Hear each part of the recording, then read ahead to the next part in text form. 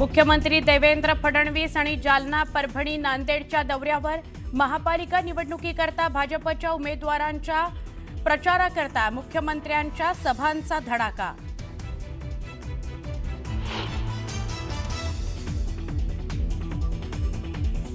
ठाकरे बंधूंचा वचननामा नाही तर वाचून नामा, ही युती करप्शन आणि कन्फ्युजनची। मुख्यमंत्री देवेंद्र फडणवीसांचा ठाकरे बंधूंवर हल्लाबोल, महायुतीच्या भीतीने एकत्र आल्याची टीका।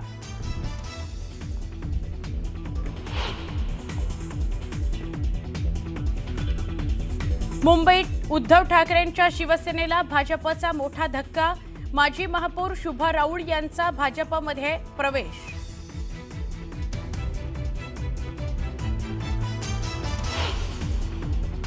मुंबईकरांकरता ठाकरेंची शिवसेना आणि मनसेचा शिवशक्तीचा वचननामा, ठाकरेंचा शब्द अशी टॅगलाईन, ठाकरे बंधूंच्या मुंबईकरांसाठी घोषणा।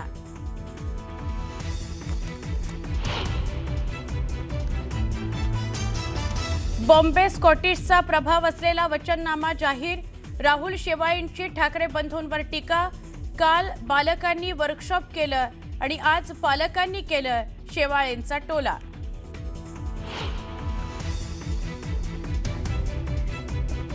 मुंबईमध्ये भाजप महायुतीचा महापौर झाल्यास अदानीस्तान होईल, उद्धव ठाकरेंची टीका।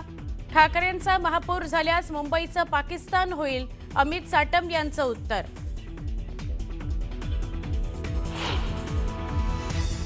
आधी ईव्हीएमला दोष दिला, आता बिनविरोधवरून टीका करतात। मुख्यमंत्री देवेंद्र फडणवीसांचं विरोधकांच्या टीकेला उत्तर।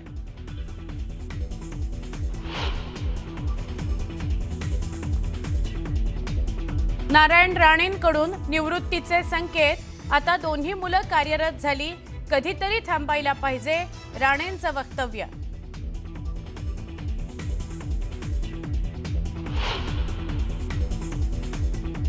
सोलापुरातील बाळासाहेब सरवदे हत्या प्रकरणावरून अमित ठाकरेंची सरकारवर टीका। अमित ठाकरेंनी घेतली सरवदे कुटुंबाची भेट, कुटुंबाचं सांत्वन करताना अमित ठाकरे भावूक झाले। उपमुख्यमंत्री अजित पवारांची बालेवाडीमध्ये प्रचार सभा पार पडली आणि नुकतंच राष्ट्रवादीमध्ये पक्षप्रवेश केलेल्या अमोल बालवडकर आणि राष्ट्रवादीच्या इतर उमेदवारांच्या प्रचारासाठी सभा झाली। सभेमध्ये बोलताना बालवडकर आणि त्यानंतर उपमुख्यमंत्री अजित पवारांनी नाव न घेता चंद्रकांत पाटलांवर जोरदार हल्लाबोल केला।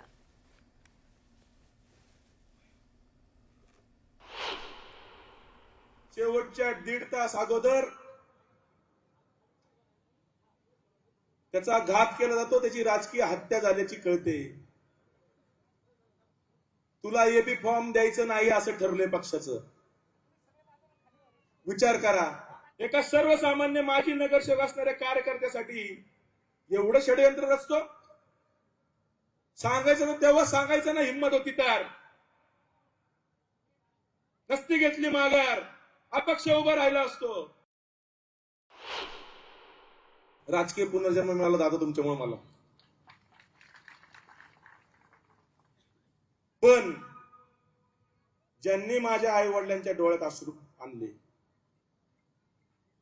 त्यांच्या डोळ्यात नाही इथून पुढच्या 4 वर्ष त्यांचे शिल्लक राहिल्यात, नाही त्यांच्या डोळ्यामध्ये अश्रू आणून बदला घेतला तर हा कार्यकर्ता दाखवणार त्या ठिकाणी।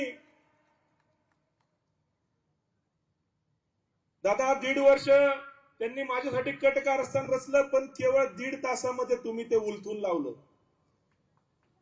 म्हणजे एक दादा 1.5 वर्ष कटकारस्थान रचतो एक कार्यकर्ता संपवायला, दुसऱ्या बाजूला एक दादा केवळ 1.5 तासात त्या कार्यकर्त्याला पुनर्जन्म देतो। म्हणजे विरोधाभास बघा हा काय आहे। त्या अमोल बालवडकरचं भाषण ऐकत होतो, काय चूक आहे त्यांची? उद्याच्याला एखाद्या कार्यकर्त्याने एखादी मागणी केली आणि ती आपल्याला देता आली नाही तर 4 गोष्टी समजून सांगता येतात, शेवटपर्यंत तुम्ही त्यांना खिळवत ठेवता, तुम्ही त्यांना नीटपणे उत्तर देऊ शकत नाही। अरे त्यांनी जीवाचं राज केलं पक्ष वाढवण्याच्या करता, आणि तुम्ही मात्र त्यांना अशा पद्धतीने खड्यासारखं बाजूला टाकता. ही महाराष्ट्राची संस्कृती नाहीये, हा महाराष्ट्राचा इतिहास नाहीये.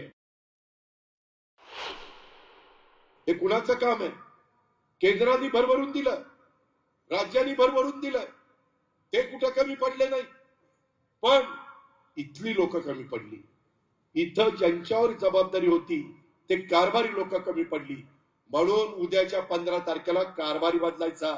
तुम्ही मला कारभारी पद द्या, नाही पुण्याचा चेहरा मोहरा बदलला तर नावाचा अजित पवार सांगणार. मला वाटतं पुणे तुमचं माझं आहे. बाहेरचे लोक येतील, भाषण करून जातील. अरे जे बरं वाईट व्हायचंय ते तुमचं माझं पुण्यामध्ये होणार आहे. बाहेरचे लोक येणार नाही. आपली माणसं ओळखा, आपली माणसं पहा. महापालिका निवडणुकीत युती झाल्यानंतर ठाकरे बंधूंनी मुंबई महापालिकेच्या पार्श्वभूमीवर वचननामा काल जाहीर केला. जवळपास 20 वर्षांनंतर राज ठाकरे हे शिवसेना भवनमध्ये गेले आणि दोन्ही भावांनी एकत्रितपणे शिवशक्तीचा वचननामा, ठाकरेंचा शब्द अशी टॅगलाईन असलेला वचननामा जाहीर केला. यामध्ये मुंबईकरांच्या आयुष्यावर मोठा परिणाम करणाऱ्या महत्त्वाच्या गोष्टींचा समावेश करण्यात आलाय. पाळणा घरं, पाळीव प्राणी, पाणी आणि सांडपाणी, रस्ते, कचरा व्यवस्थापन, आरोग्य, शिक्षण, रोजगार यासह अनेक गोष्टी यामध्ये आहेत. हा वचननामा या महानगरपालिका निवडणुकीमध्ये गेम चेंजर ठरणार का, अशी चर्चा सध्या सुरू आहे. अहो, साधी एक गोष्ट सांगतो. आम्ही केलेल्या कामाची एक पुस्तिका आणि त्याच्याही बद्दल आदित्यने एक प्रेझेंटेशन दिलं होतं NAC तिकडेच. हे काल डोम कावळे जमलेलं त्याच डोममध्ये. आणि त्याच्यानंतर एक कोरोनाच्या काळात केलेल्या कामाची आम्ही पुस्तिका केली. ती पुस्तिका त्यांनी रिजेक्ट केली. चीनमध्ये 15 दिवसात फील्ड हॉस्पिटल झालं, आपल्या मुंबईमध्ये 18 दिवसात झालं. हे आम्ही सांगणार. याच्यामध्ये निवडणूक आयोग आला तरी त्याला बाजूला सारून आम्ही कोरोनात केलेलं काम हे सांगणार. निवडणूक आयोगाने ते अडवण्याची हिंमत दाखवावी. महाराष्ट्राचे मुख्यमंत्री आणि देवेंद्र फडणवीस यांनी मुंबईतील सभेत उद्धव ठाकरे आणि राज ठाकरेंवर तीव्र शब्दात टीका केली. त्यांनी उद्धव ठाकरेंचा वचननामा वाचूननामा म्हणून हिणवला आणि त्यांच्या युतीला भीतीसंगम म्हणत हल्ला चढवला. विरोधक विकासावर बोलत नाहीत आणि त्यांचे दावे खोटे असल्याचं फडणवीस म्हटलेत.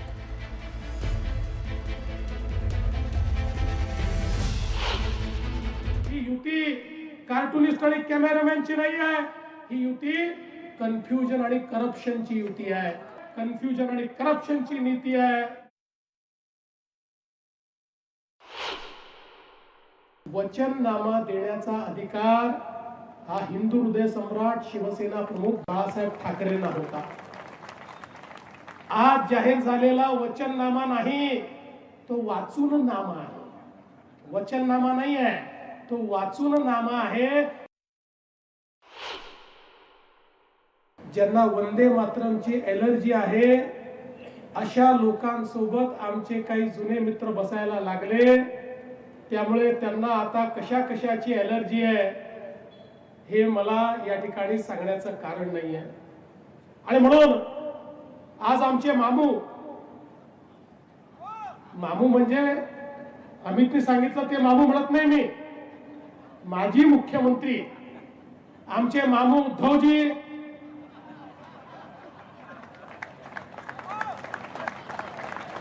आणि नव्यानेच पुन्हा एकदा प्रेम उफाळलेले राजजी